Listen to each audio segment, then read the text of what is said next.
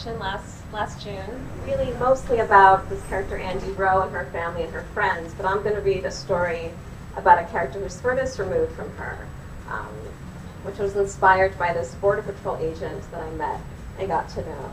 So this is my border story, I guess, in this collection, written from the perspective of the agent, and it's called The Desert in Green. The first time I met Miguel, he was climbing a fence. He had a backpack, brown, with a big green patch sewn over one side of it. It wasn't the dark green of our uniforms, more like grass. I remember thinking as I told him to get down that it was the first time in days, maybe weeks, that I had seen that color. "You caught me," he said in Spanish, hopping down and upsetting the dirt. He held up his hands, not over his head, but forward, his palms open to the sky. I checked him out and reported the pickup on the radio. "¿Quieres agua?" I asked, handing him a bottle out of the supply kept on the passenger side. They could always use water. "El negro habla español," he said, pleased. Most people are surprised to hear the first few words come out. My accent natural, the rhythm smooth. Spanish was my first language, spoken to me by my Cubana-born mother at home. But they don't know that. It takes them a second to catch on, to understand the language coming from this black skin. I can actually see their growing ease as they take in my expressions, even my body language, unfamiliar to them. I'd only been on the job a few months when I met Miguel. I'd run down a few guys, ducked a few punches. I'd never fired my gun except in practice. Since high school, I'd held security jobs at hotels, museums, and the like. Those usually involved asking elderly men to step back from paintings and locating misplaced digital cameras.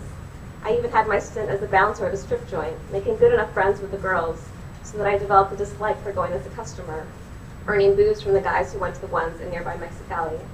But Border Patrol, this Homeland Security, was something different, following the rules, keeping the law. These were things that had always seemed so straightforward.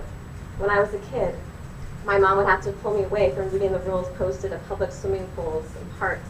She said I was born to be a cop. The second time I caught Miguel was like running into an acquaintance on the street. "El negro todavía habla español," he said, and I laughed. A lot of people on both sides of the border called me El Negro. I recognized him by his smile and that same brown and green patch backpack. Also, my brother's name was Miguel. I waited with him while he did the routine background check at the station. He unzipped his backpack and withdrew a sketchbook. He closed the backpack very quickly, even though we'd already searched it, all his belongings spread out on the table.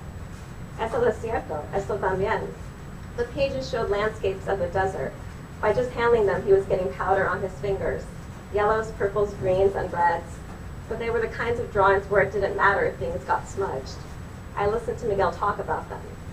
I spent a lot of my time watching the desert of the Imperial Valley. Of course, my job was to find things in it. I was trained to respond to movement, whistles in the dark. Miguel's drawings made me think of being in the desert without the waiting and the watching part, or a waiting of a different kind. A lot of the guys crossing made connections along the way. The groups I found could have from 3 to 30 guys. They devised simple strategies involving lookouts and diversions. But Miguel was always alone. He said you couldn't trust those other men.